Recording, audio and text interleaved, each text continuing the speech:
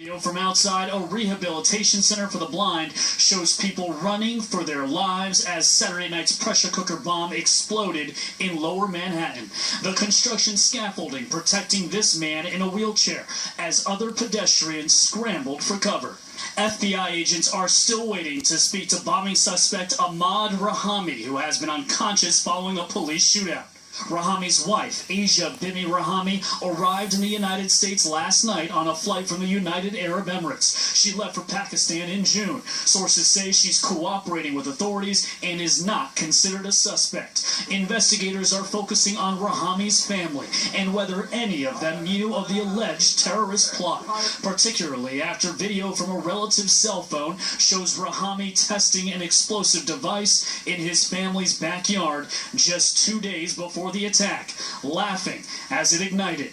Rahami's father, Mohammed, says he had no idea about the attack. He warned the FBI in 2014 to keep an eye on him. He told the New York Times he warned the FBI his son was watching al-Qaeda videos, particularly from Anwar al-Awlaki, once al-Qaeda's top propagandist. Rahami's handwritten journal includes references to al-Awlaki and ISIS spokesman Abu Muhammad al-Adnani, killed in August. Adnani called on followers to attack in their homelands and not travel to Syria. So we're seeing an increasing lowering of the bar in terms of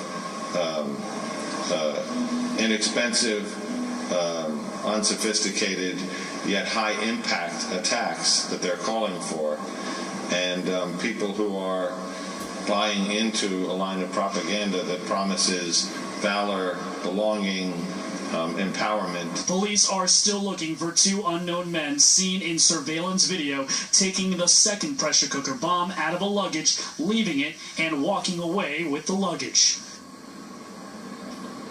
Police say the men are not suspects. They simply want to ask them some questions and retrieve that bag for evidence. Brett?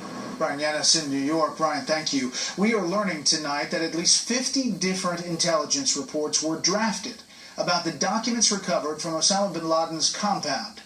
And those reports, we're told, have been completed for years. Critics charge that the Obama administration has blocked the report's release because they conflict with the administration's public claims that al-Qaeda is decimated and that bin Laden was isolated and weak.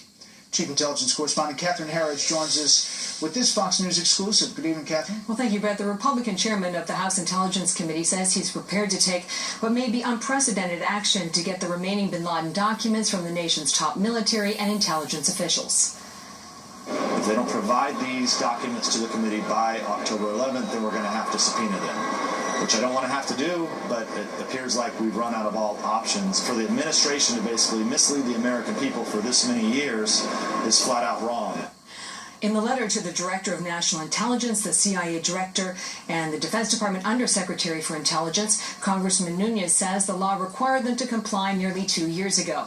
During the 2011 raid, Navy SEALs recovered enough intelligence to fill a small college library, but only a fraction is public. While the administration characterized bin Laden as isolated with a terror network in disarray, subsequent reviews by the CIA and military analysts at CENTCOM in Florida apparently suggest the al-Qaeda leader was deeply engaged with a plan to globalize his network. The White House spokesman today refuted criticism. The documents are being slow-rolled because of conflicting narratives. No, because that's not the criteria that's being used to evaluate the release of this information. Again, I guess you just have to ask the ODNI for an update on the status of that declassification effort.